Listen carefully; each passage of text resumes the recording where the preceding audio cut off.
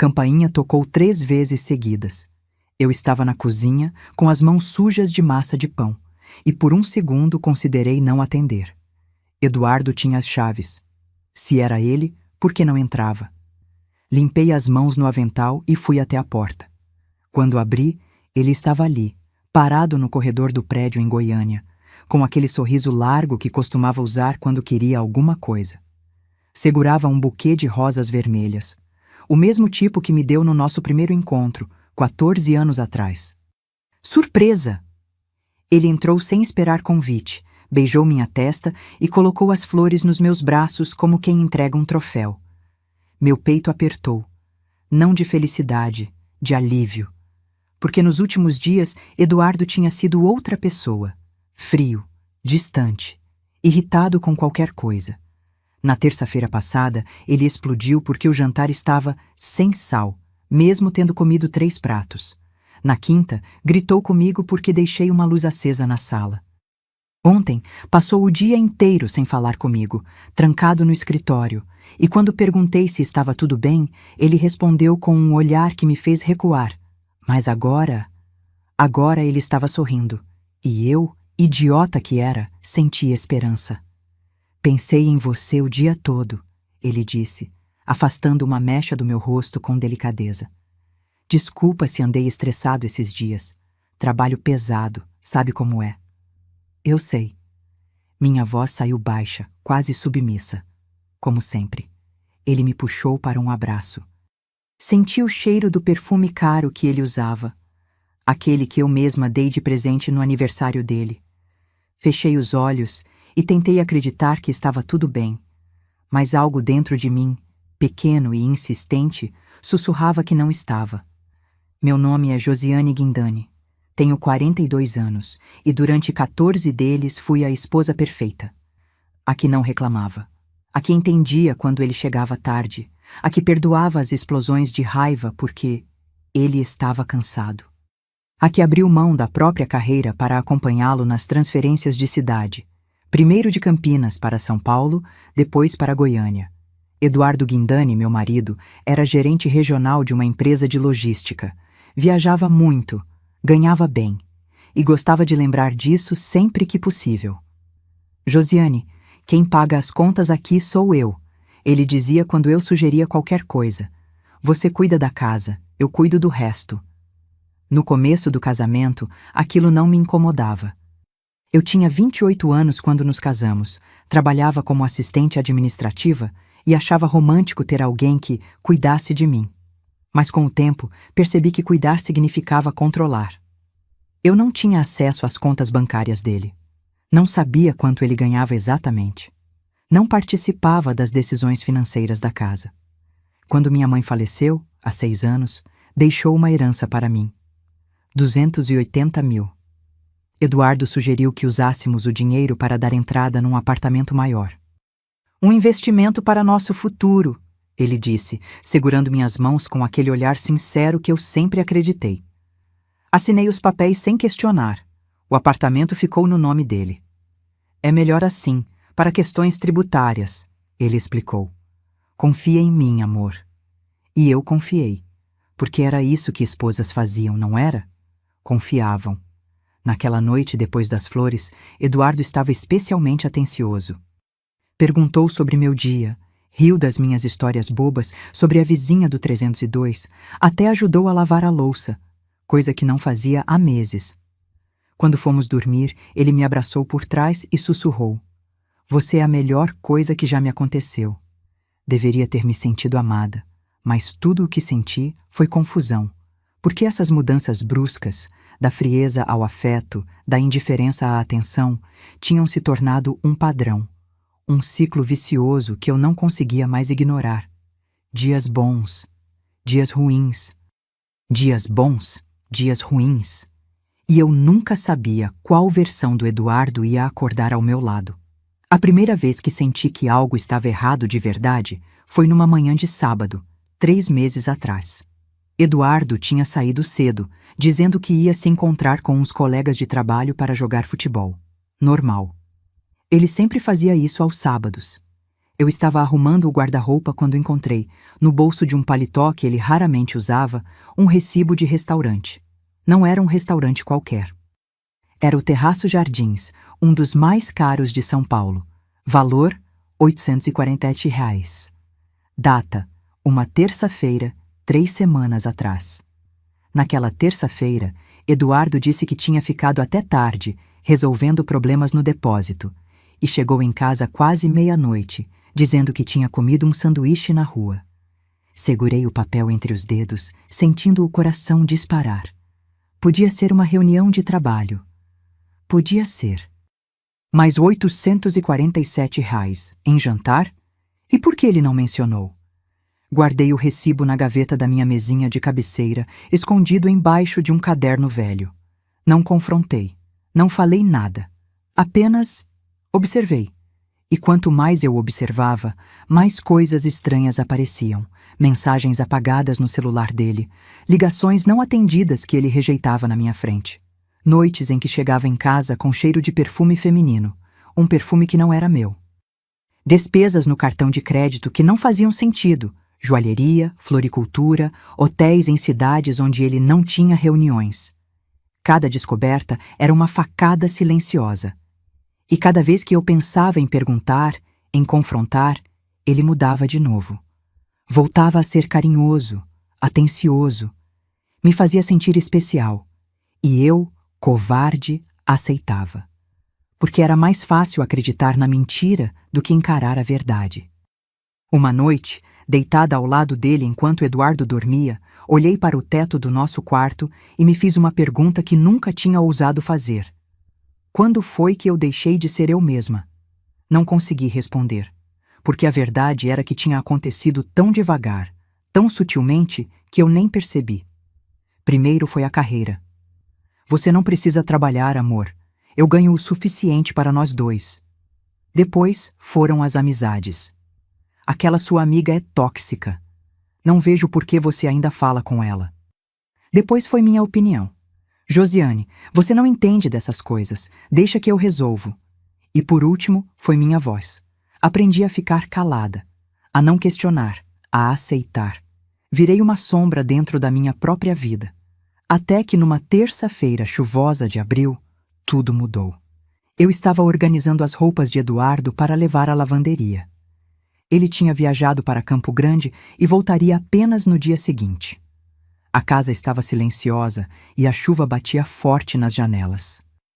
Peguei um blazer cinza escuro, o que ele usava em reuniões importantes, e dei uma última checada nos bolsos antes de colocar no saco de roupas. Meus dedos tocaram em algo, um papel dobrado. Tirei com cuidado e abri. Era um comprovante de compra de uma joalheria de luxo no shopping Iguatemi. Data: 2 semanas atrás. Valor: R$ 18.700. R$ 18.700. Minhas mãos começaram a tremer. Naquela data, Eduardo me disse que ia ficar até tarde, em reunião com fornecedores, e que eu não precisava esperar acordada. Sentei na beirada da cama, o papel ainda entre os dedos, tentando processar. Joias, R$ 18.000. Não lembrava de ter recebido nenhum presente caro recentemente. Meu aniversário tinha sido 4 meses atrás, e ele me deu um perfume e um jantar num restaurante mediano. Então, para quem? Peguei meu celular. Minhas mãos tremiam tanto que quase deixei cair. Abri o Instagram dele, algo que raramente fazia porque confiava nele. Eduardo não postava muito. Fotos de trabalho, alguns almoços com colegas, nada demais. Mas aí eu vi. Uma foto recente, 1 semana atrás. Ele estava num bar com algumas pessoas que eu não conhecia. Na legenda, sexta-feira bem merecida com a equipe. Ampliei a foto e meu coração parou. No canto da imagem, ligeiramente desfocada, mas visível, estava uma mulher jovem. Cabelos longos e lisos, maquiagem impecável, sorriso largo. Ela estava ao lado de Eduardo e ele tinha o braço ao redor dos ombros dela. Podia ser só uma colega. Podia, mas a forma como ela olhava para ele, a intimidade daquele gesto. Cliquei no perfil dela. Renata Siqueira, 28 anos. Analista de processos na LogMax. a empresa onde Eduardo trabalhava, fotos de viagens, restaurantes caros, roupas de marca. E então eu vi uma foto postada exatamente no dia do comprovante da joalheria. Uma mão feminina, a mão dela, erguendo uma taça de espumante. No pulso, um bracelete de ouro com pequenos diamantes incrustados. A legenda: às vezes a vida nos surpreende com presentes inesperados. A sala começou a girar. 18 mil reais. Meu dinheiro. Ou pelo menos parte do dinheiro que entrava naquela casa, que pagava as contas, que mantinha nossa vida. Gasto com outra. Não chorei naquele momento. Acho que estava em choque demais para isso. Apenas sentei ali, na beirada da cama que dividíamos há 14 anos, segurando aquele maldito comprovante, enquanto a chuva continuava batendo nas janelas. E pela primeira vez em muito tempo, senti algo diferente de tristeza. Senti raiva. Quando Eduardo voltou de viagem no dia seguinte, eu estava na cozinha preparando o jantar. Ele entrou pela porta com a mala, jogou as chaves na mesinha da entrada e veio me abraçar por trás. Sentiu minha falta? Sua voz estava alegre, despreocupada. Sempre sinto, respondi, continuando a cortar os legumes. Minha voz saiu estranhamente calma. Ele beijou meu pescoço e foi tomar banho. Enquanto o chuveiro ligava, peguei o celular dele que estava carregando na sala. Sabia a senha. Ele nunca mudou. Sempre foi 1408, a data do nosso casamento. Abri o WhatsApp. Nada. Conversas normais com colegas de trabalho, com amigos, comigo. Mas quando abri as configurações, vi algo interessante. Havia uma pasta de conversas arquivadas. Cliquei. E lá estava. Renata. Meu estômago revirou. Abri a conversa, mensagens, centenas delas. Bom dia, meu amor. Já está com saudade? Mal posso esperar para te ver hoje à noite. Fotos. Fotos íntimas. Fotos dela. Fotos deles juntos. Áudios. A voz dela, doce e manhosa. Quando você vai se livrar dela de vez? E a resposta dele: logo, meu amor. Só preciso organizar algumas coisas primeiro. Ouvi a água do chuveiro parar. Fechei tudo rapidamente.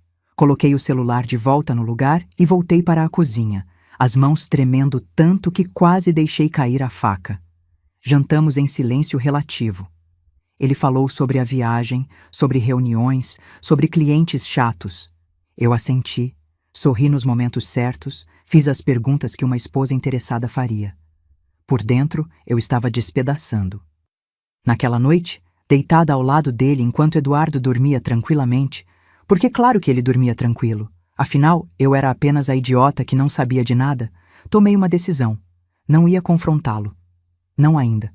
Não ia fazer uma cena. Não ia chorar. Não ia implorar. Ia fazer diferente.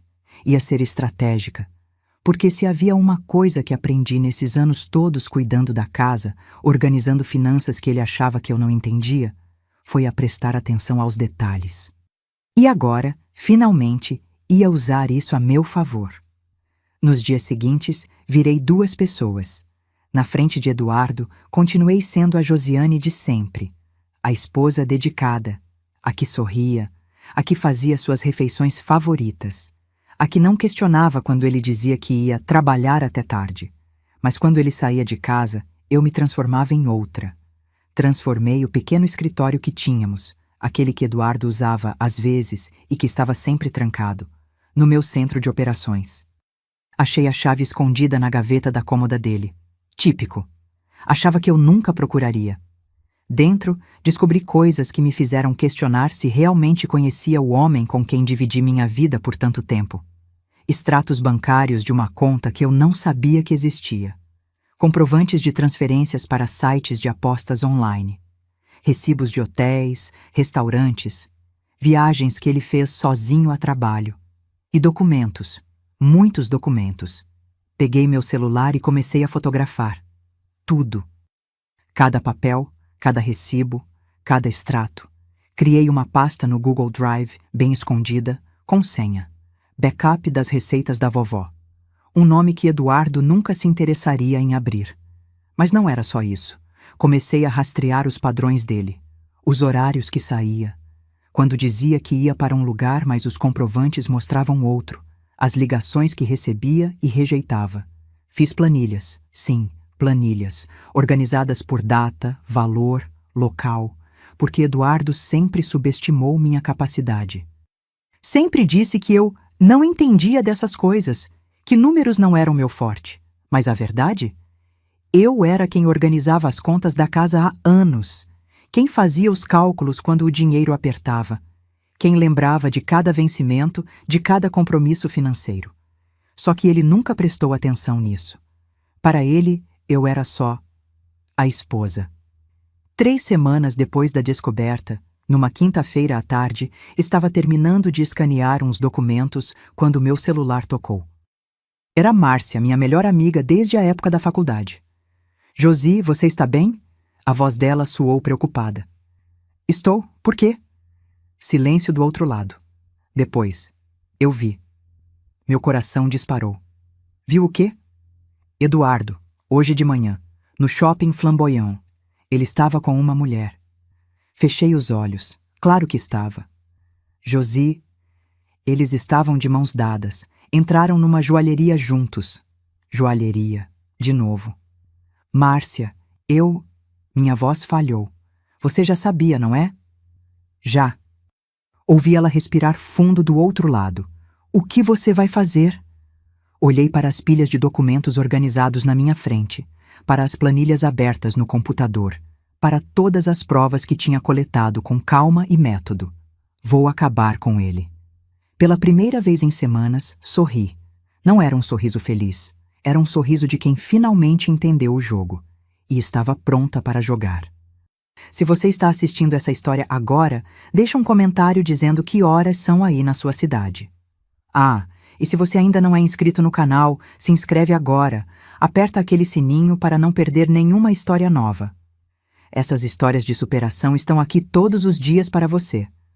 A partir daquele dia, minha vida virou uma performance. Acordava cedinho, preparava o café do Eduardo do jeito que ele gostava. Pão francês torrado, manteiga, suco de laranja natural. Beijava sua testa quando ele saía para o trabalho. Mandava mensagens carinhosas durante o dia. Amor, não esqueça de almoçar. Ou, pensei em você agora. Ele respondia com emojis de coração. Às vezes com, também te amo. Mentiras. Tudo mentiras. Mas eu continuava. Porque cada dia que ele achava que tinha me enganado, era um dia a mais que eu tinha para me preparar.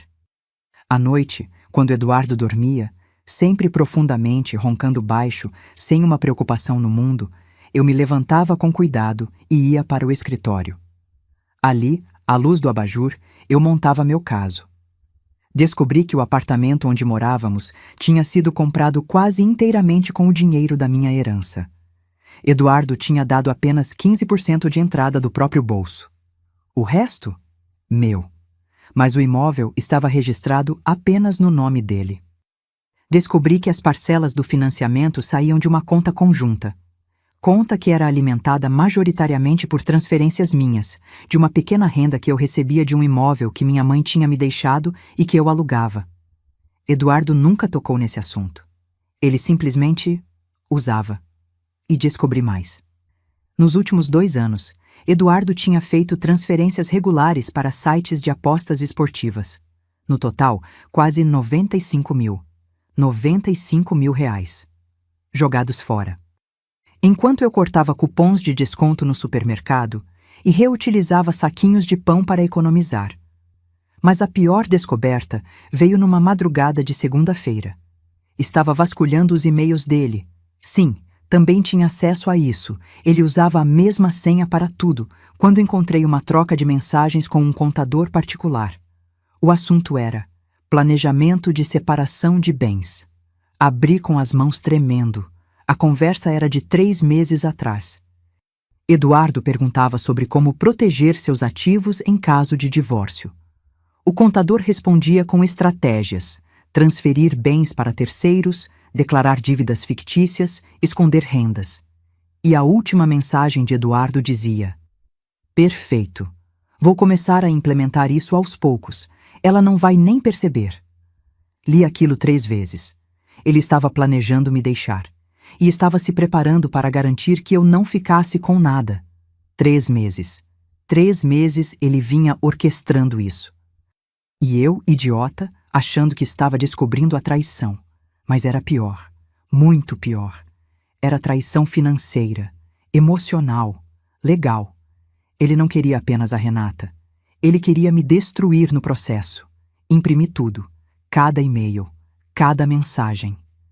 Quando voltei para a cama, Eduardo se mexeu e murmurou algo incompreensível. Puxou-me para perto, ainda dormindo, e beijou meu ombro. Meu estômago revirou. Como ele conseguia? Como conseguia me tocar, me beijar, fingir que me amava, enquanto planejava me aniquilar? No dia seguinte, fiz algo que nunca tinha feito. Liguei para um advogado. Não qualquer advogado. Pesquisei. Li avaliações. Procurei alguém especializado em divórcios complexos, disputas de patrimônio. O nome que mais aparecia era Dr. Álvaro Meirelles. Marquei uma consulta para uma quinta-feira à tarde, num horário que sabia que Eduardo estaria viajando. O escritório ficava num prédio elegante no setor Marista. Quando entrei, fui recebida por uma secretária simpática que me ofereceu café e me levou até uma sala de reuniões. Dr. Álvaro era um homem de uns 60 anos, cabelos grisalhos bem cortados, óculos de armação discreta. Tinha uma postura serena, mas os olhos eram afiados, daqueles que não perdiam detalhes. Dona Josiane, prazer. Ele apertou minha mão com firmeza. Sente-se, por favor. O que a traz aqui? Respirei fundo. Coloquei a pasta que tinha trazido sobre a mesa. Uma pasta grossa, cheia de documentos organizados com clipes coloridos e post-its. Meu marido está me traindo e planejando me deixar sem nada. Dr. Álvaro abriu a pasta. Começou a folhear em silêncio. Um documento. Outro. Outro. Extratos bancários, comprovantes de transferências, e-mails impressos, prints de conversas, fotos, recibos de joalherias, hotéis, restaurantes. Ele não disse nada por longos minutos. Apenas lia, anotava algumas coisas num caderno, voltava a ler. Finalmente fechou a pasta e tirou os óculos, limpando-os com um lenço de tecido. Senhora Josiane. Sua voz era calma, mas havia algo nela que me fez sentar mais ereta. Você trouxe um caso completo aqui, organizado, documentado, datado. Eu tentei ser metódica. Metódica? Ele quase sorriu. Isso aqui é trabalho de investigador particular. A senhora fez tudo sozinha? Fiz. Ele colocou os óculos de volta e me encarou. Seu marido sabe que você descobriu? Não. Ótimo. Ele bateu de leve na pasta. Então vamos manter assim, pelo menos por enquanto. Por quê? Ele se inclinou para a frente, entrelaçando os dedos sobre a mesa. Por quê, dona Josiane? A senhora tem aqui material suficiente para não apenas garantir seus direitos no divórcio, mas para virar completamente o jogo. Mas se ele souber que você sabe, ele vai se proteger. Vai esconder mais coisas. Vai dificultar. E o que eu faço? Continua vivendo normalmente. Continua sendo a esposa que ele acha que tem. E enquanto isso, nós montamos a estratégia. Estratégia? Dr. Álvaro abriu um sorriso pequeno, quase imperceptível. A senhora quer apenas se divorciar ou quer justiça? Engoli seco. Quero justiça. Então vamos precisar de mais algumas coisas. Nas semanas seguintes, Dr. Álvaro me orientou passo a passo. Primeiro, continuar documentando tudo, mas com ainda mais cuidado. Cada transferência suspeita, cada gasto estranho. Segundo, ele contratou um investigador particular, discretamente, claro, alguém que seguiria Eduardo e Renata, fotografaria encontros, documentaria horários. Terceiro, começamos a mapear todos os bens, o apartamento, o carro que estava no nome dele, mas que eu pagava o seguro, investimentos, contas bancárias. Dr. Álvaro descobriu coisas que nem eu sabia. Eduardo tinha uma conta offshore, pequena, mas existente. Cerca de R$40 mil escondidos num paraíso fiscal. Tinha declarado, no imposto de renda, rendimentos bem menores do que realmente ganhava. A diferença? Recebia por fora, em dinheiro, de alguns contratos específicos. E a Renata? Não era apenas a amante. Eduardo tinha alugado um apartamento para ela. Pequeno, mas num bairro nobre. Pagava a conta de luz, água, condomínio. Tudo em nome dele, claro, mas era para ela.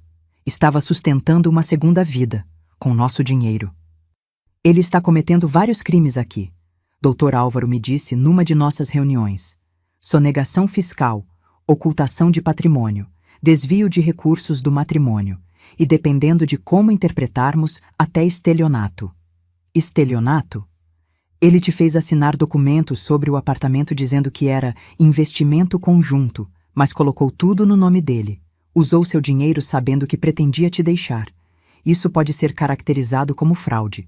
Senti um frio na espinha. Então, o que fazemos? Ele me encarou com aquele olhar afiado. Preparamos tudo, juntamos cada prova, e quando ele achar que está no controle, que vai te esmagar no divórcio... Ele bateu a mão na mesa, suavemente, mas com firmeza. Nós detonamos tudo. Voltei para casa naquela tarde sentindo-me diferente, mais forte, mais confiante. Pela primeira vez em muito tempo, não me sentia uma vítima. Me sentia uma jogadora. Mas manter a farsa estava ficando cada vez mais difícil. Uma noite, Eduardo chegou em casa especialmente animado. Tinha conseguido uma promoção, ou pelo menos era isso que ele dizia. A verdade era que eu já sabia, pelos e-mails dele, que a tal promoção vinha acompanhada de uma transferência para a filial de Campo Grande. Ele estava planejando me levar junto, arrancar-me de Goiânia, me isolar ainda mais. Ou pelo menos era isso que fingia. Porque nos e-mails com Renata, ele dizia outra coisa, que ia para Campo Grande sozinho por um tempo, para preparar as coisas, e que depois buscaria ela. Eu seria deixada para trás, sem marido, sem casa, sem nada. Vamos comemorar. Ele abriu uma garrafa de vinho, serviu 2 taças, ergueu a dele. Aos novos começos. Aos novos começos, repeti, forçando um sorriso enquanto brindava com ele. Por dentro, estava contando os dias. 3 semanas depois, o investigador particular me mandou um relatório. Eduardo e Renata tinham ido juntos a um cartório. Ela tinha mudado o sobrenome dela para incluir Guindani. Ele tinha pedido a ela em casamento, enquanto ainda era casado comigo. Li aquilo sentada no chão do escritório, as mãos tremendo segurando o papel. Bigamia. Ele estava planejando cometer bigamia. Peguei o telefone e liguei para Dr. Álvaro. Ele pediu ela em casamento. Soltei assim que ele atendeu, sem nem dar boa tarde. Silêncio do outro lado. Depois... Tem provas? Tenho. O investigador mandou fotos. Eles foram no cartório. Ela mudou o sobrenome. Perfeito. A voz dele estava estranhamente satisfeita. Isso é melhor do que eu esperava. Melhor? Como assim melhor? Ele vai casar com outra enquanto é casado comigo. Exatamente. E quando apresentarmos isso no tribunal, dona Josiane, junto com todo o resto, não vai sobrar pedra sobre pedra da defesa dele. Respirei fundo, tentando acalmar o coração que batia descompassado. Quando vamos fazer isso? Logo. Muito em breve. Só estou esperando mais uma coisa. O quê? Que ele entre com o pedido de divórcio. Como assim? Dr. Álvaro explicou pacientemente. Deixa ele dar o primeiro passo. Deixa ele se sentir no controle. Deixa ele achar que vai te pegar de surpresa. Quando ele entrar com o divórcio, achando que você vai ser pega desprevenida, nós respondemos. Contudo. E se ele não entrar? Vai entrar. Homens como ele sempre acham que têm a vantagem. Ele vai querer te humilhar, vai querer mostrar poder. E quando fizer isso, ele fez uma pausa dramática. Vai cair na armadilha que ele mesmo montou. 2 semanas depois, numa quinta-feira à noite, Eduardo chegou em casa mais tarde que o normal. Eu estava na sala, fingindo assistir televisão. Ele entrou, largou a pasta de trabalho no sofá e ficou parado ali, me olhando. Havia algo diferente na postura dele. Uma tensão. Josiane, Precisamos conversar. Meu coração disparou, mas mantive a voz calma. Sobre o quê? Ele se sentou na poltrona em frente a mim, evitando meu olhar. Passou a mão pelo cabelo, um gesto que fazia quando estava nervoso. Eu acho que não estamos mais felizes juntos. Silêncio. Deixei o silêncio se esticar, porque sabia que o incomodava. Conte até 10, tinha me ensinado o Dr. Álvaro. Deixe o silêncio trabalhar a seu favor. Eduardo, do que você está falando? Fiz minha voz soar confusa, até um pouco magoada. Ele finalmente me encarou. Eu quero o divórcio. Ah, aí estava. Divórcio? Repeti a palavra como se não conseguisse acreditar. Por quê? O que eu fiz? Não é sobre o que você fez. É sobre nós. Crescemos em direções diferentes. Eu mudei. Você mudou. Não faz mais sentido. Mentiras ensaiadas. Podia ver que ele tinha preparado esse discurso. Eu não quero o divórcio. Deixei minha voz tremer levemente. Eduardo, podemos tentar terapia de casal, podemos... Não. Ele cortou, firme. Minha decisão está tomada. Levantei, caminhei até ele, peguei sua mão. Ele deixou, mas estava rígido. Tem outra pessoa? Ele retirou a mão bruscamente. Isso não vem ao caso. Então tem. Josiane, não complica. Vamos fazer isso de forma civilizada, ok? Eu já conversei com um advogado. Vou mandar os papéis para você assinar. É simples, rápido. E a casa? A casa está no meu nome, mas não se preocupa, eu vou te ajudar nos primeiros meses. Não sou um monstro. Quis rir. Realmente quis. Mas apenas assenti, limpando uma lágrima falsa que escorreu. Está bem, se é o que você quer. Ele pareceu aliviado. É melhor assim. Para os dois. Quando ele saiu do quarto para tomar banho, peguei meu celular e mandei uma mensagem para Dr. Álvaro. Ele acabou de pedir o divórcio. O que faço agora? A resposta veio quase imediata. Perfeito. Deixa ele mandar os papéis. Não assina nada. E me liga amanhã cedo. Vamos começar a guerra. Sorri. O jogo tinha oficialmente começado, e Eduardo não fazia ideia do que estava prestes a enfrentar. Os dias que se seguiram foram surreais. Eduardo estava diferente, mais leve, quase aliviado, como se um peso tivesse saído dos ombros dele. Ele foi dormir no quarto de hóspedes para não deixar as coisas estranhas, mas a verdade é que mal estava em casa. Saía cedo, voltava tarde. Quando cruzávamos no corredor, ele dava um meio sorriso constrangido e seguia em frente. Não sentia nem culpa, apenas alívio por ter se livrado de mim. E eu? Eu continuava atuando. Eduardo, tenho uma correspondência para você, eu dizia, entregando as cartas. Fiz o jantar, se quiser está na geladeira. Precisa que eu lave alguma roupa? Gentil. Solícita. A Josiane submissa de sempre. Ele comia tudo. Achava que tinha me quebrado, que eu estava resignada, aceitando passivamente meu destino. Pobre idiota. 3 dias depois do pedido dele, os papéis do divórcio chegaram. Um envelope grande, entregue por um motoboy. Assinei o recebimento com mãos firmes e levei para o escritório. Abri devagar, como quem abre uma carta-bomba. E era uma bomba. Petição de divórcio litigioso. Eduardo alegava incompatibilidade de gênios e pedia a dissolução do matrimônio. Até aí, esperado. Mas a parte dos bens, ele queria ficar com o apartamento, com o carro, com 70% dos móveis e eletrodomésticos. Para mim, oferecia graciosamente uma ajuda de custo de 15 mil, para que pudesse se reestabelecer. 15 mil reais, depois de 14 anos de casamento, depois da minha herança ter comprado aquele apartamento, depois de anos pagando contas, sustentando a casa, abrindo mão da minha carreira, 15 mil reais.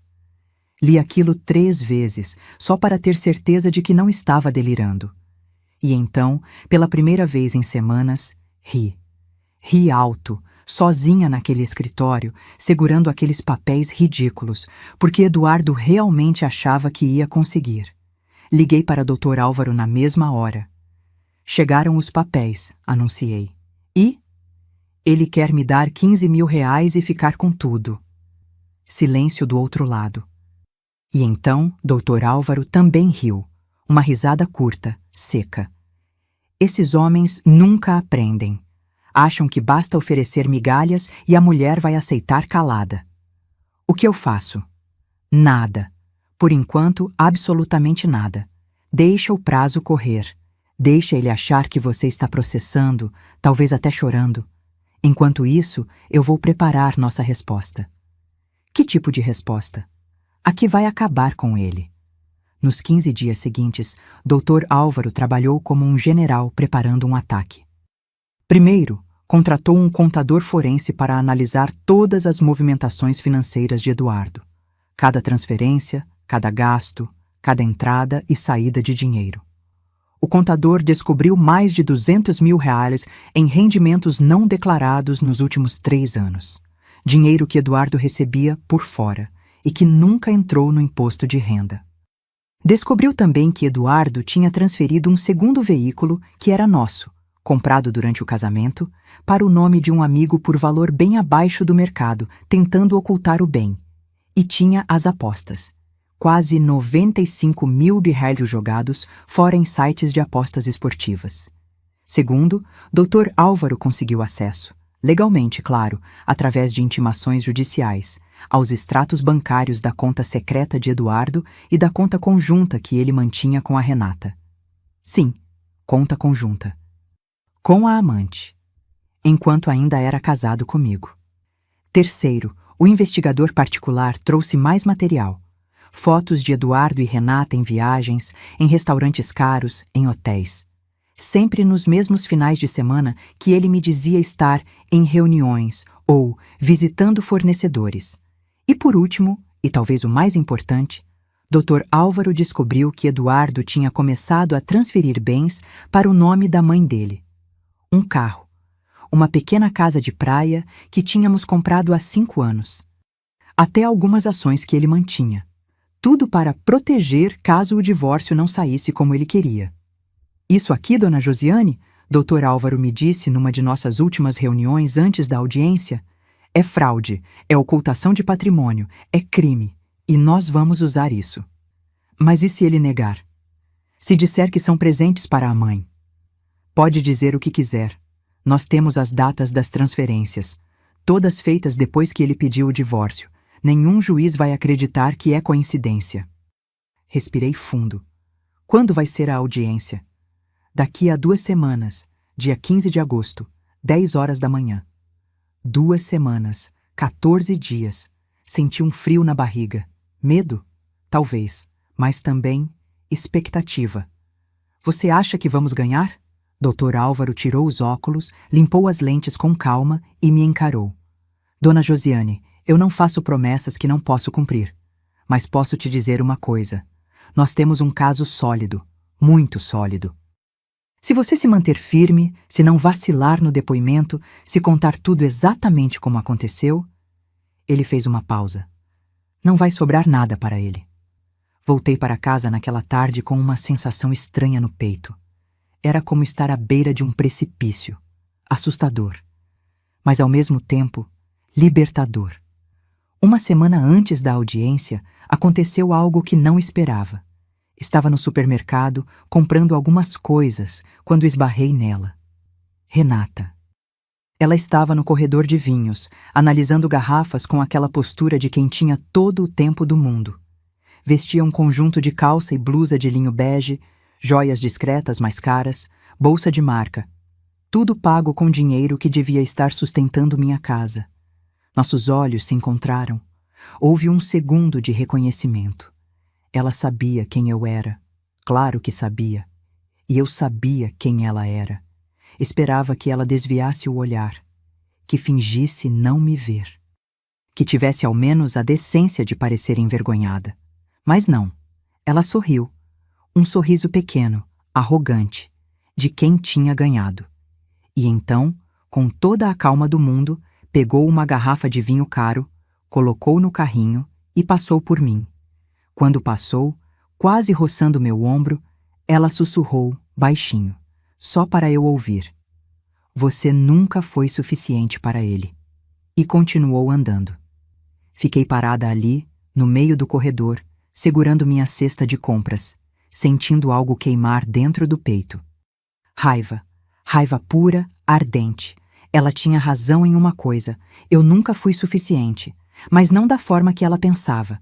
Eu nunca fui suficientemente egoísta para ele. Nunca fui suficientemente cruel. Nunca fui capaz de manipular, mentir, enganar. Mas agora eu ia ser suficiente. Suficientemente forte para destruí-lo. Cheguei em casa e pela primeira vez deixei as lágrimas caírem. Não de tristeza, de raiva, de humilhação, de todas as vezes que me senti pequena, insignificante, descartável. Chorei por mim mesma, pela Josiane que acreditou, pela Josiane que confiou, pela Josiane que abriu mão de tanto. E quando as lágrimas secaram, me olhei no espelho. Os olhos vermelhos, o rosto manchado, mas também determinação. Nunca mais, sussurrei para meu reflexo. Nunca mais vou deixar alguém me fazer sentir assim. 3 dias antes da audiência, Eduardo finalmente me procurou para conversar. Entrou na cozinha onde eu estava preparando o almoço. Sim, ainda preparava, porque não ia dar a ele a satisfação de ver que estava abalada. Josiane. Ele se encostou no balcão, cruzando os braços. Você já assinou os papéis? Ainda não.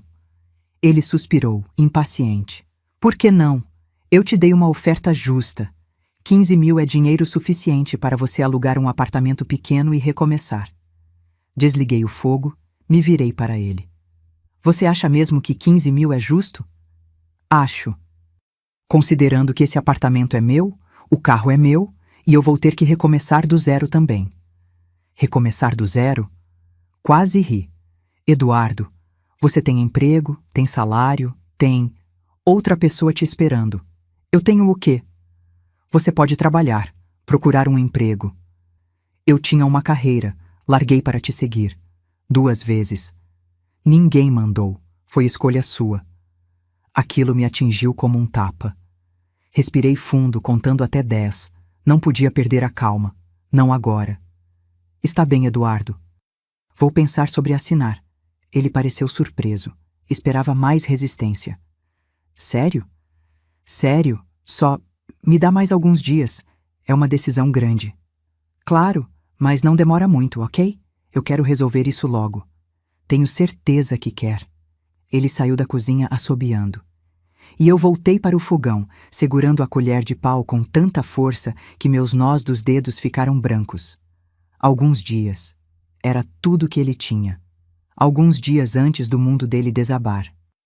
Na noite anterior à audiência, não consegui dormir. Fiquei deitada no escuro, olhando para o teto, repassando tudo na cabeça. As provas, os documentos, o depoimento que ia dar. Dr. Álvaro tinha me preparado. Fizemos ensaios. Ele fazia perguntas difíceis, me provocava, testava minha resistência. Você vai ser interrogada, ele explicou. O advogado dele vai tentar te desestabilizar. Vai te fazer parecer interesseira, vingativa, mentirosa. Você precisa se manter calma, firme. Responder apenas o que for perguntado, sem se alongar. E se eu me emocionar? Pode se emocionar, você é humana. Mas não pode perder o controle. Chore se precisar, mas não grite, não acuse.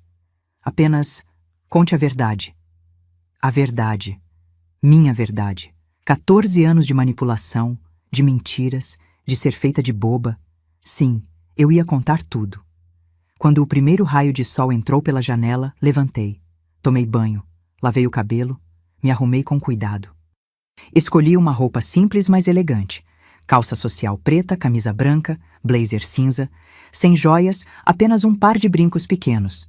Queria parecer séria, respeitável, alguém que merecia ser ouvida. Quando passei pelo quarto de hóspedes, vi que Eduardo ainda dormia. Ele nem sabia que a audiência era hoje. Ou fingia não saber. Saí de casa às 8 da manhã. A audiência era às 10. Cheguei ao fórum com 1 hora de antecedência. Dr. Álvaro já estava lá, esperando na escadaria. Pronta! Ele me estendeu uma pasta. Pronta! Entramos juntos. O fórum estava cheio. Pessoas esperando, advogados apressados, vozes ecoando pelos corredores. Sentamos num banco de madeira, lado a lado, e esperamos. E então, ele chegou. Eduardo, vestindo um terno caro, o mesmo que usava em reuniões importantes. Cabelo arrumado, postura confiante. Ao lado dele, seu advogado. E logo atrás, Renata. Ela tinha vindo. Usava um vestido justo, salto alto, maquiagem impecável. Como se fosse a um evento social. Eduardo me viu. Nossos olhares se cruzaram. Ele sorriu. Um sorriso pequeno, arrogante. E então se aproximou. Dr. Álvaro colocou a mão no meu braço como se dissesse: calma. Eduardo parou na minha frente. Renata ficou alguns passos atrás, os braços cruzados, aquele sorriso de deboche nos lábios. Ele se inclinou, aproximando o rosto do meu ouvido, e sussurrou: hoje é o melhor dia da minha vida. Vou tirar tudo de você. As palavras eram venenosas, calculadas para me ferir. E feriram. Mas não da forma que ele esperava, porque enquanto ele falava, senti algo diferente crescer dentro de mim. Não era medo, era certeza. Respirei fundo, ergui o olhar e encontrei os olhos dele. E sorri. Não um sorriso de concordância, não de submissão, um sorriso de quem sabe algo que ele não sabe. Eduardo franziu a testa, confuso. E foi nesse momento que Dr. Álvaro se levantou, ajeitou o paletó e sussurrou no meu ouvido alto o suficiente para Eduardo ouvir. Você fez exatamente o que eu mandei? Fiz. Ótimo. Ele olhou diretamente para Eduardo. Prepare-se, o show vai começar agora. A sala de audiências era menor do que eu imaginava. Paredes brancas, uma mesa comprida onde a juíza se sentaria, cadeiras de madeira alinhadas para as partes e advogados. Havia uma bandeira do Brasil num canto e um crucifixo na parede, típico de fóruns do interior. Nós nos sentamos de um lado, eu e Dr. Álvaro. Do outro, Eduardo e o advogado dele, Dr. Sérgio Costa, um homem de meia idade com postura arrogante e voz alta demais. Renata teve que esperar do lado de fora. Não era parte do processo. Ainda. Eduardo mantinha aquele ar confiante. Gesticulava enquanto conversava baixo com o advogado, apontava para papéis, ria de algo. Como se aquilo fosse uma reunião de negócios que ele já tinha ganhado. Eu, por outro lado, estava rígida na cadeira, as mãos entrelaçadas sobre o colo, tentando controlar a respiração. Dr. Álvaro percebeu. Inclinou-se levemente e murmurou: respira. Você está preparada. Lembra do que treinamos. Assenti. A porta lateral se abriu e a juíza entrou. Helena Furtado. Uma mulher de uns 50 anos, cabelos curtos, óculos de armação vermelha, expressão severa, mas não cruel. Carregava uma pasta grossa, o processo, e se sentou com movimentos precisos. Bom dia a todos. Audiência de divórcio litigioso, processo número 02346789-2024.8.90051. Autor, Eduardo Guindani versus Ré Josiane Guindani. Estão todos presentes? Sim, excelência, responderam os advogados em uníssono. Ótimo, vamos começar. Dr. Sérgio, o advogado de Eduardo, foi o primeiro a falar. Levantou-se com pompa, ajeitou a gravata e começou. Excelência, este é um caso simples. Meu cliente, o senhor Eduardo Guindani, está buscando o divórcio de forma civilizada, reconhecendo que o casamento chegou ao fim. Durante os 14 anos de união, ele foi o provedor principal da família. Sustentou a casa, pagou as contas, garantiu um padrão de vida confortável para a esposa. Agora, de forma justa e generosa, oferece uma compensação de R$ 15.000 para que ela possa se reestabelecer, além de permitir que leve alguns móveis e objetos pessoais. Pedimos, portanto, que Vossa Excelência homologue o divórcio conforme os termos propostos. Ele se sentou, satisfeito consigo mesmo. Eduardo concordava com a cabeça, como quem diz: é exatamente isso. A juíza fez algumas anotações. E a defesa? Dr. Álvaro se levantou, devagar, com calma, como quem tem todo o tempo do mundo. Excelência, este não é um caso simples, e definitivamente não é sobre civilidade. Este é um caso de abuso financeiro, ocultação de patrimônio, fraude e bigamia. O silêncio caiu na sala. Eduardo piscou. Dr. Sérgio franziu a testa. A juíza ergueu as sobrancelhas. Bigamia? A juíza repetiu.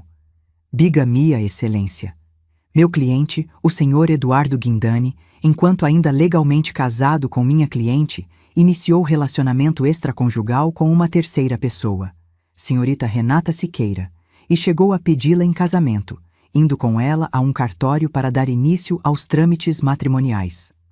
Dr. Sérgio se levantou de um pulo. Excelência, isso é uma acusação infundada. Tenho provas. Dr. Álvaro colocou uma pasta sobre a mesa. Fotos datadas, documentos do cartório, declarações, tudo devidamente autenticado. A juíza estendeu a mão. Me mostre. Dr. Álvaro abriu a pasta, retirou um envelope e entregou. Dentro, fotos de Eduardo e Renata no cartório. Documentos com as assinaturas deles. Até uma certidão de intenção de casamento que havia sido iniciada. A juíza analisou em silêncio. Seu rosto permaneceu neutro, mas vi seus lábios se apertarem levemente. Isso é irregular. Ela olhou para Eduardo. Senhor Guindani, o senhor pode explicar?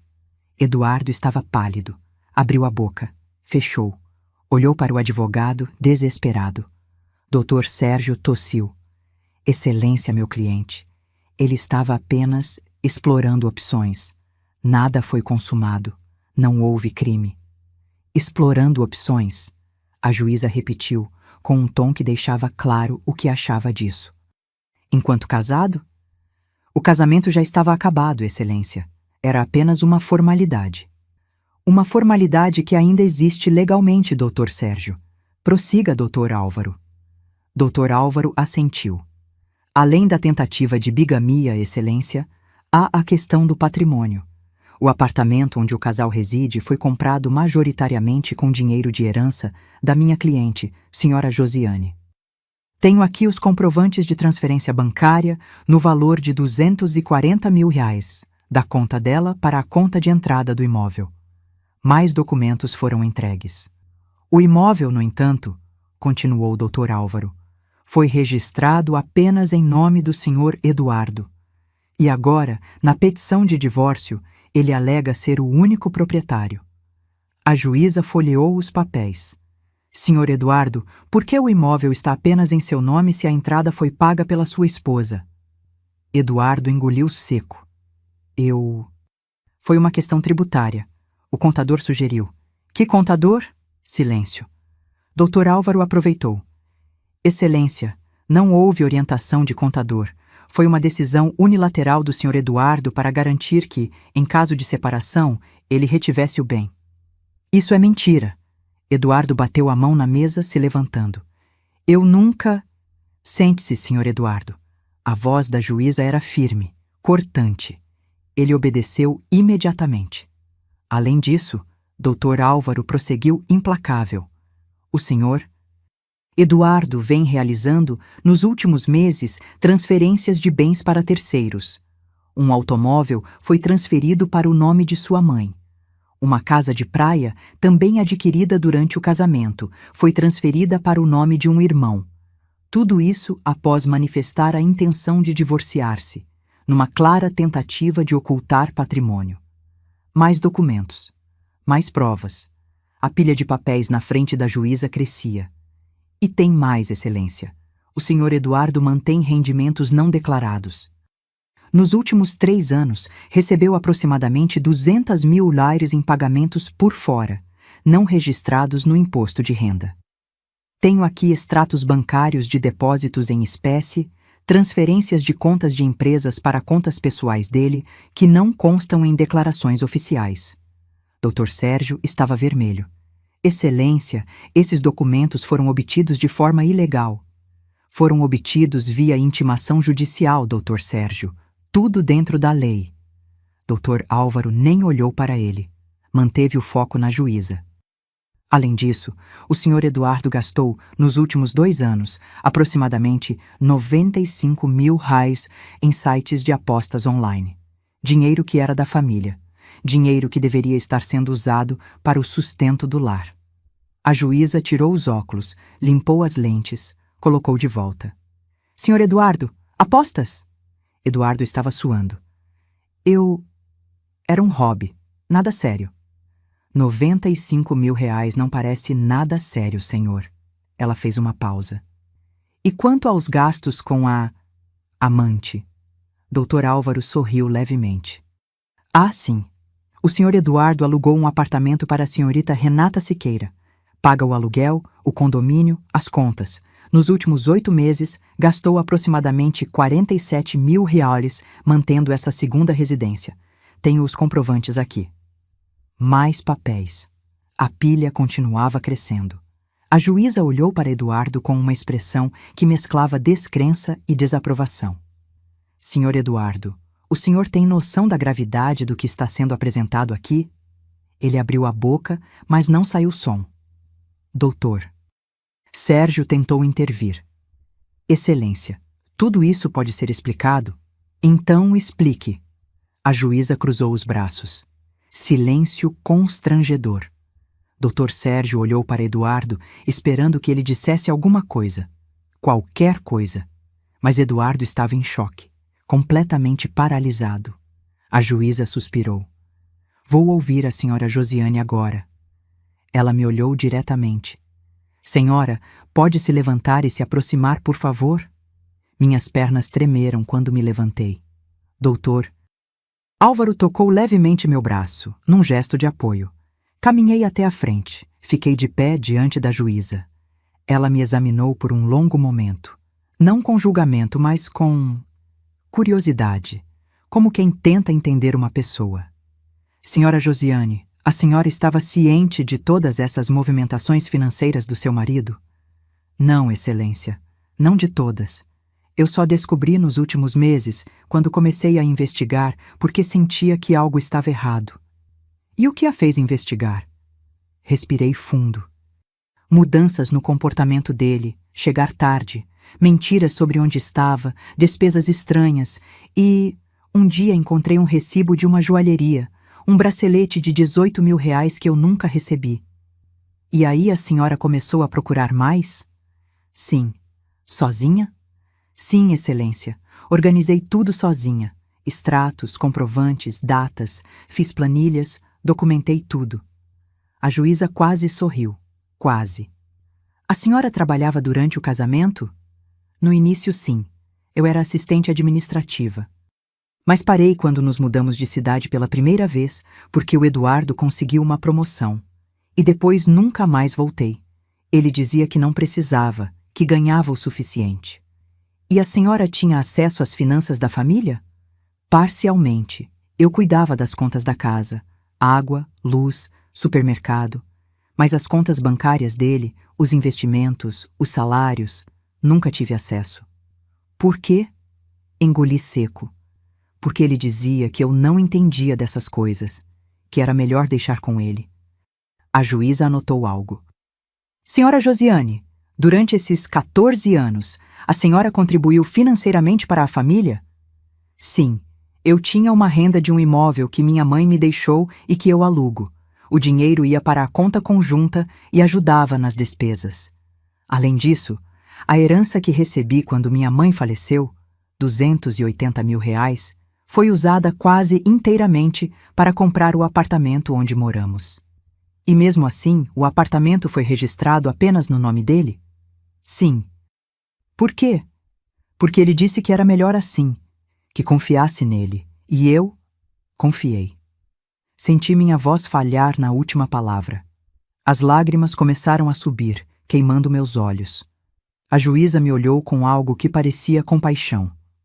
A senhora pode se sentar. Voltei para a cadeira, as pernas bambas. Dr. Álvaro me passou um lenço de papel discretamente. A juíza virou-se para Eduardo.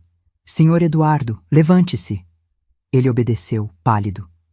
O senhor tem algo a dizer em sua defesa? Eduardo olhou para o advogado.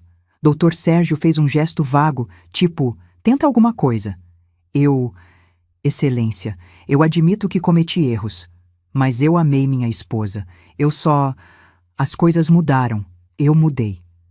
Mudar não justifica fraude, Sr. Eduardo. Mudar não justifica ocultar patrimônio. Mudar não justifica gastar dinheiro da família com apostas e com outra pessoa enquanto sua esposa pagava as contas. Eu sei. Mas não há mas. A juíza bateu a mão na mesa, não com força, mas com firmeza. O senhor tentou manipular este processo, tentou apresentar uma versão dos fatos completamente distorcida, e se não fosse pela diligência da sua esposa e do advogado dela, talvez tivesse conseguido. Ela folheou o processo inteiro, página por página, em silêncio. O relógio na parede marcava 11h47. Finalmente, ela fechou a pasta. Vou precisar de alguns dias para analisar todo esse material e emitir minha decisão. Mas posso adiantar que o que vi aqui hoje é extremamente grave. Senhor Eduardo, o senhor pode estar sujeito não apenas a perder bens no divórcio, mas a responder criminalmente por ocultação de patrimônio e possivelmente até estelionato. Encaminharei cópias deste processo ao Ministério Público para apuração.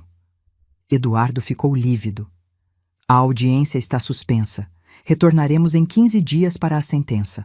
Até lá, fica decretada a indisponibilidade de todos os bens do casal. Nada pode ser vendido, transferido ou doado. Ela bateu o martelo.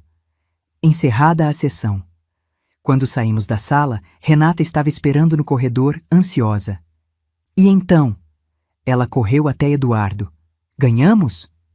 Eduardo não respondeu. Apenas ficou parado, olhando para o chão. Ela olhou para o advogado dele. Dr. Sérgio. O advogado evitou o olhar dela, arrumando os papéis na pasta. Precisamos conversar, em particular. Mas ganhamos ou não? A voz dela estava ficando estridente. Foi quando ela me viu, e eu, pela primeira vez, olhei diretamente para ela. Sem medo, sem raiva, apenas vazia. Ela piscou, confusa, como se não entendesse por que eu não estava destruída. Passei por ela sem dizer uma palavra. Dr. Álvaro me acompanhou até a saída do fórum. Quando chegamos à escadaria, ele parou e se virou para mim. Você se saiu perfeitamente lá dentro. Foi honesta, clara, emocionada na medida certa. A juíza gostou de você. Gostou? Sim, e não gostou nada dele. Ele sorriu. Josiane, isso está longe de terminar, mas posso te dizer, você venceu a primeira batalha, e foi uma vitória acachapante. Senti as lágrimas virem, mas dessa vez eram diferentes. Não eram de dor, eram de alívio, de libertação, de finalmente, ter tido minha voz ouvida. Os 15 dias de espera foram os mais longos da minha vida. Eduardo praticamente sumiu. Mudou-se para um hotel, ou talvez para o apartamento da Renata, não sei. Ligou 2 vezes tentando conversar, mas desliguei na cara dele. Não tinha mais nada a dizer. Dr. Álvaro, enquanto isso, continuou trabalhando. Ele encaminhou todo o material para o Ministério Público, como a juíza havia determinado, e descobriu mais coisas. Eduardo estava desesperado tentando vender o carro antes que o bloqueio judicial fosse efetivado. Felizmente, Dr. Álvaro conseguiu uma liminar a tempo.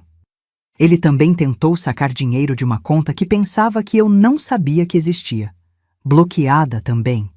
A cada movimento desesperado dele, Dr. Álvaro estava um passo à frente.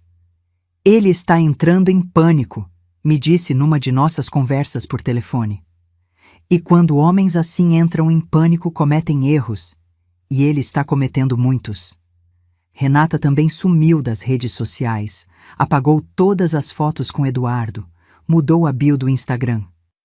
Era como se ela tivesse percebido, finalmente, que tinha se envolvido com a pessoa errada. Ou talvez apenas estava protegendo a própria imagem.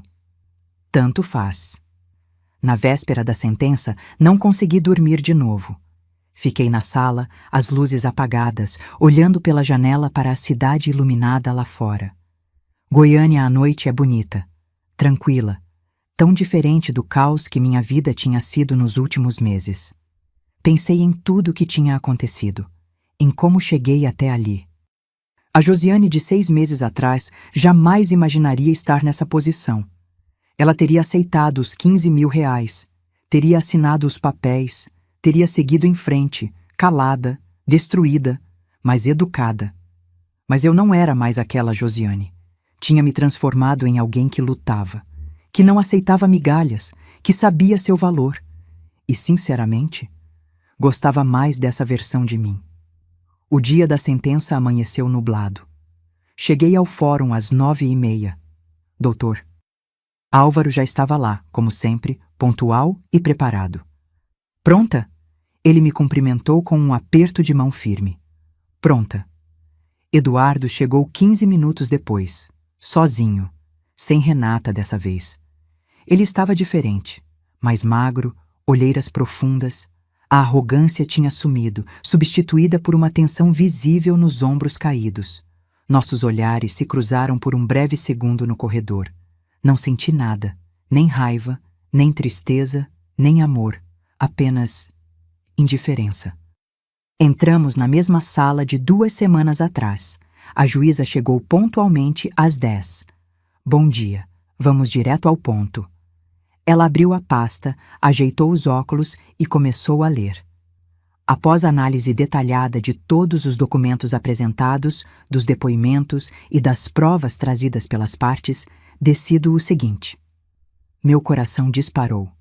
Primeiro, o divórcio é concedido. O matrimônio entre Eduardo Guindani e Josiane Guindani está dissolvido a partir desta data. Respirei fundo. Ok, isso era esperado. Segundo, quanto à partilha de bens. Todos se inclinaram para a frente.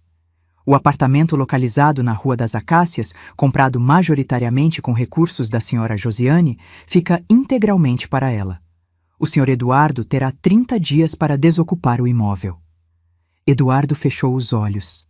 O veículo Chevrolet Onix, placa ABC 1934, adquirido durante o casamento, também fica para a senhora Josiane, em compensação pelos gastos que o senhor Eduardo teve com terceiros durante a união. Doutor. Sérgio fez menção de protestar, mas a juíza ergueu a mão, silenciando-o. A casa de praia em Caldas Novas, que foi transferida irregularmente para o nome do irmão do senhor Eduardo após o pedido de divórcio, deverá retornar ao espólio do casal e será dividida meio a meio. Caso não haja acordo, será vendida e o valor dividido. Terceiro, quanto às compensações financeiras. A sala ficou em silêncio absoluto. O senhor Eduardo deverá indenizar a senhora Josiane pela quantia de 120 mil reais, referente aos gastos comprovados com terceiros, apartamento alugado para amante, presentes, viagens, e pelas quantias desviadas para apostas durante a união. O pagamento poderá ser parcelado em até 12 meses. 120 mil reais. Ouvi Eduardo respirar pesadamente ao meu lado. Além disso, o senhor Eduardo deverá pagar pensão compensatória à senhora Josiane, no valor de 3 lóis. 500 mensais, pelo período de 5 anos, em função dela ter abandonado a carreira profissional para acompanhá-lo nas mudanças de cidade. Pensão. Ele ia ter que me pagar pensão. Quarto, quanto às questões criminais. A voz da juíza ficou ainda mais severa. Conforme determinado na audiência anterior, este processo foi encaminhado ao Ministério Público. As investigações sobre ocultação de patrimônio, sonegação fiscal e possível estelionato estão em andamento. O senhor Eduardo poderá ser intimado a prestar depoimento em inquérito policial. Eduardo estava branco, completamente branco. E, por fim, os custos processuais ficam integralmente a cargo do senhor Eduardo, incluindo os honorários advocatícios da parte contrária, que fixo em 25 mil reais. Ela fechou a pasta. Alguma das partes deseja se manifestar? Dr. Sérgio se levantou, ainda tentando salvar alguma coisa. Excelência, gostaria de registrar que Seu cliente tentou fraudar este tribunal, doutor. Sérgio. Apresentou uma petição baseada em mentiras. Ocultou patrimônio. Gastou dinheiro da família de forma irresponsável e, pior ainda, tentou deixar a esposa sem nada após 14 anos de casamento. Se eu fosse o senhor, orientaria seu cliente a aceitar esta decisão sem recurso, porque qualquer recurso só vai chamar mais atenção para os crimes que ele cometeu. Dr. Sérgio sentou. Não havendo mais manifestações, a sentença está proferida. Cópias serão disponibilizadas às partes em 5 dias úteis. Ela bateu o martelo. Encerrada a sessão. Quando me levantei, minhas pernas estavam trêmulas, mas era de emoção. Tinha ganhado. Não apenas o divórcio, tinha ganhado justiça. Dr. Álvaro apertou minha mão com força. Você conseguiu, Josiane, você realmente conseguiu. Saímos da sala juntos. Eduardo ficou para trás, conversando com o advogado dele em tons desesperados. Ouvi fragmentos. Recorrer? Apelação. Não é justo. Não me importei. Passei direto, de cabeça erguida. Quando cheguei à escadaria do fórum, o sol tinha aberto entre as nuvens. Uma luz clara, quente, iluminava a cidade. Parei ali por um momento, apenas respirando, sentindo, livre. Tinha levado meses. Tinha sido exaustivo, humilhante, doloroso, mas tinha valido a pena, porque agora, finalmente, eu era dona da minha própria vida. 3 dias depois, Eduardo apareceu no apartamento para buscar as coisas dele. Toquei a campainha mesmo tendo chave, acho que tentando ser educado ou sei lá. Abri a porta. Ele estava com o rosto abatido, olhos fundos, as roupas amarrotadas. Parecia ter envelhecido 10 anos em 2 semanas. Josiane. Sua voz estava rouca. Eu vim buscar minhas coisas. Pode entrar. Ele entrou devagar, como se estivesse pisando em território inimigo. Fui para a cozinha preparar um café. Não por ele, mas por mim. Precisava de algo para fazer com as mãos. Eduardo começou a recolher suas roupas do quarto de hóspedes. Ouvi gavetas abrindo e fechando, o som de caixas sendo arrastadas. Depois de uns 20 minutos, ele apareceu na cozinha. Josiane, eu queria te pedir desculpas. Continuei mexendo o café sem olhar para ele. Eu fui um idiota, um completo idiota. Eu te magoei, te traí e ainda tentei te roubar. Eu não tenho desculpas. Silêncio. Eu sei que é tarde demais. Sei que você nunca vai me perdoar, mas eu precisava dizer. Finalmente olhei para ele e percebi algo interessante. Ele estava esperando que eu dissesse alguma coisa, que gritasse, chorasse ou até perdoasse. Mas eu não fiz nenhuma dessas coisas, apenas disse com voz calma. Suas coisas estão prontas? Ele piscou, confuso. Estão. Então acho melhor você ir. Josiane, Eduardo. Minha voz era firme. Você fez suas escolhas, eu fiz as minhas. Não temos mais nada a conversar. Ele ficou parado ali por mais alguns segundos, como se ainda esperasse algo. Mas quando viu que eu realmente não ia dizer mais nada, assentiu lentamente. Está bem. Cuida-se, Josiane. Não respondi. Ele pegou as caixas e saiu. Quando a porta se fechou atrás dele, senti um peso imenso sair dos meus ombros. Acabou. Realmente, finalmente, acabou. 2 semanas depois, soube que Eduardo tinha sido demitido da empresa. A investigação interna sobre os rendimentos não declarados tinha dado resultado. Descobriram que ele estava recebendo propinas de fornecedores e não reportando ao departamento financeiro. Ele perdeu o emprego. E com o processo criminal correndo, dificilmente conseguiria outro na mesma área. Renata? Terminou com ele. Assim que viu que o dinheiro tinha acabado, que ele não era mais o homem bem-sucedido que ela pensava, simplesmente sumiu. Bloqueou ele de tudo. Mudou de cidade. Voltou para São Paulo. Amor, né? Quanto a mim, fiquei com o apartamento. Vendi o carro. Não queria mais nada que me lembrasse dele. E usei o dinheiro para reformar a casa. Pintei as paredes de branco, troquei os móveis, mudei tudo. Transformei o escritório onde planejei minha vingança num pequeno ateliê de costura. Sempre gostei de costurar. Talvez fosse hora de transformar isso em algo maior. Comecei um curso online de design de moda. Aos 42 anos, decidindo que nunca é tarde para recomeçar. A pensão de 3.500 horas mensais chegava certinha, todo dia 5. Eduardo não ousou atrasar nem uma vez, provavelmente com medo de mais processos. Usei parte do dinheiro para viajar, lugares que sempre quis conhecer, mas nunca pude porque não tínhamos dinheiro. Mentira, claro, ele só não queria gastar comigo. Fui para Bonito, para as Cataratas do Iguaçu, para Jericoacoara, sozinha, e descobri que gostava da minha própria companhia. 6 meses após a sentença, estava tomando café numa padaria perto de casa quando recebi uma mensagem de Márcia, minha amiga. Josi, acabei de ver o Eduardo. Ele está trabalhando como motorista de aplicativo. Olhei para a mensagem por um longo tempo.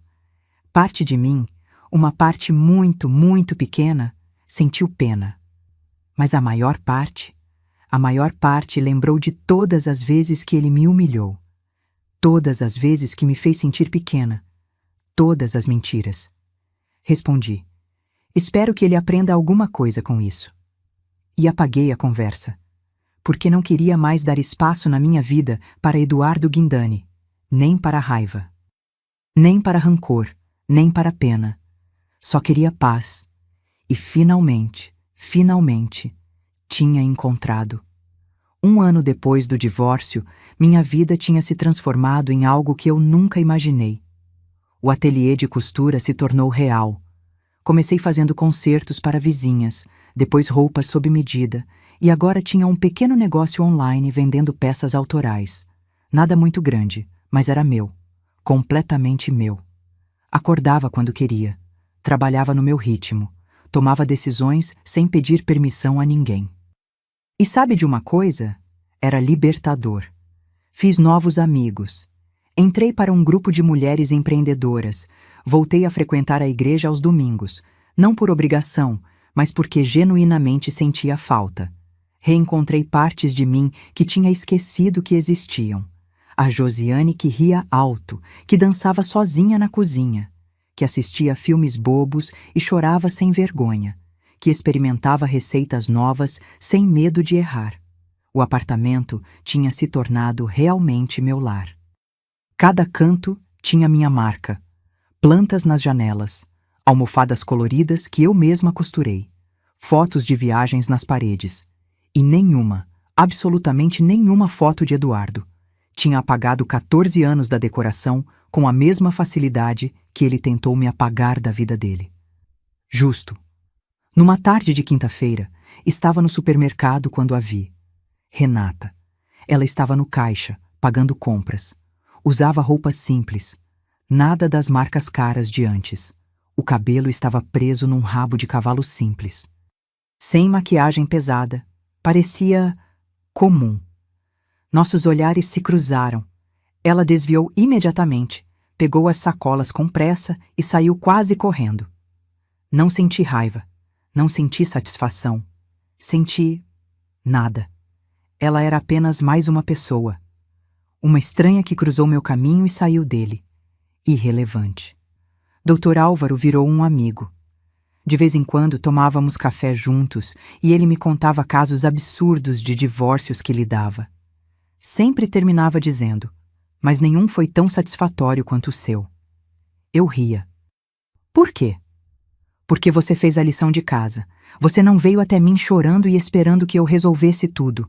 Você trouxe soluções, provas, um caso pronto. Tudo o que precisei fazer foi apresentar.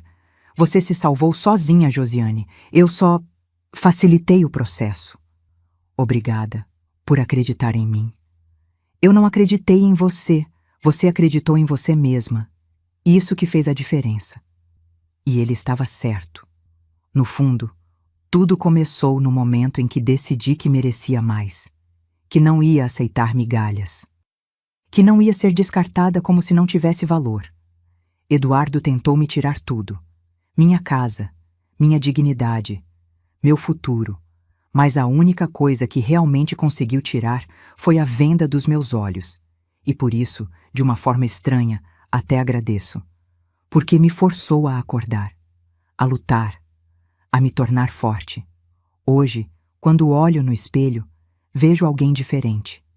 Não a esposa submissa que aceitava tudo calada. Não a mulher insegura que dependia de aprovação. Vejo uma mulher que sabe seu valor, que estabelece limites, que não tem medo de estar sozinha porque descobriu que sozinha não significa solitária. Vejo uma sobrevivente e vejo, finalmente, alguém de quem me orgulho. O processo criminal contra Eduardo foi arquivado por falta de provas mais contundentes. Aparentemente, sonegação fiscal em valores menores raramente vai para a frente. Mas ele ficou com o nome sujo, o histórico, a reputação manchada. Nunca mais conseguiu um emprego na área dele. Ouvi dizer que está trabalhando em outra cidade, fazendo bicos, vivendo num apartamento alugado minúsculo. Parte de mim, aquela parte que ainda lembra do homem que eu amei um dia, sente tristeza por isso. Mas é uma tristeza distante, como quando você lê sobre uma tragédia no jornal. Sente, mas não te afeta realmente. Porque Eduardo fez escolhas, e escolhas têm consequências. Ele escolheu a traição, a mentira, a ganância, e pagou o preço. Assim como eu escolhi lutar, documentar, buscar justiça, e colhi os frutos. Há alguns meses comecei a namorar, nada sério ainda, apenas explorando. É um homem diferente, gentil, respeitoso, que pergunta minha opinião sobre tudo, que divide a conta no restaurante sem fazer drama, que não tem problemas em dizer quando está errado, não sei se vai dar em algo. E sabe de uma coisa? Está tudo bem, porque aprendi que não preciso de alguém para me completar. Eu já estou completa. Se vier alguém, ótimo, será um bônus. Mas se não vier, também está perfeito. Tenho minha casa, meu trabalho, meus amigos, minha paz. E isso descobri vale mais que qualquer relacionamento baseado em mentiras. Numa noite recente, estava sentada na varanda do apartamento, tomando vinho e olhando as estrelas, quando lembrei daquela frase que Eduardo disse no fórum. Hoje é o melhor dia da minha vida. Vou tirar tudo de você. E ri, porque ele estava certo sobre uma coisa. Foi o melhor dia. Não para ele, para mim. Foi o dia que ele finalmente me libertou. O dia que eu entendi que valia a pena lutar. O dia que comecei a jornada de me tornar a mulher que sou hoje. Ele tentou me tirar tudo. Mas no fim, eu peguei tudo de volta. E muito mais. Peguei minha dignidade, meu valor, minha voz. E ele perdeu tudo. O emprego, a casa, a mulher que amava, eu, não a Renata. Perdeu a reputação, o respeito, o futuro que tinha planejado.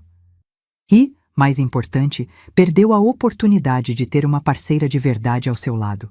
Porque eu era uma boa esposa, dedicada, leal, amorosa. Mas ele preferiu mentiras e traições, e agora vive com as consequências. Quanto a mim, vivo com a paz de quem fez o que tinha que ser feito, sem arrependimentos, sem rancor, apenas em paz. E às vezes, tarde da noite, quando a cidade dorme lá fora, sento na mesma sala onde costumava chorar, segurando comprovantes de traição e planejando minha estratégia. Mas agora não choro mais. Agora sorrio, porque sobrevivi, venci e renasci. E se você está lendo esta história, vivendo algo parecido, se sentindo pequena, descartável, sem saída, deixa eu te dizer uma coisa. Você é mais forte do que imagina. Você merece mais do que migalhas. E você tem, sim, o poder de mudar sua história. Só precisa decidir fazer isso. Juntar as provas, buscar ajuda, acreditar em si mesma e lutar. Porque nenhum homem, nenhuma pessoa, vale mais que sua dignidade. Lembre-se disso. Sempre. Se essa história tocou você de alguma forma, deixa nos comentários. Escreve só força ou conta onde você está agora, que horas são aí. Vamos criar uma corrente de apoio aqui nos comentários. E não esquece, Se inscreve no canal, ativa o sininho, porque toda semana tem história nova de superação aqui. De mulheres fortes, de recomeços, de vitórias. Você não está sozinha. A gente está junto nessa jornada.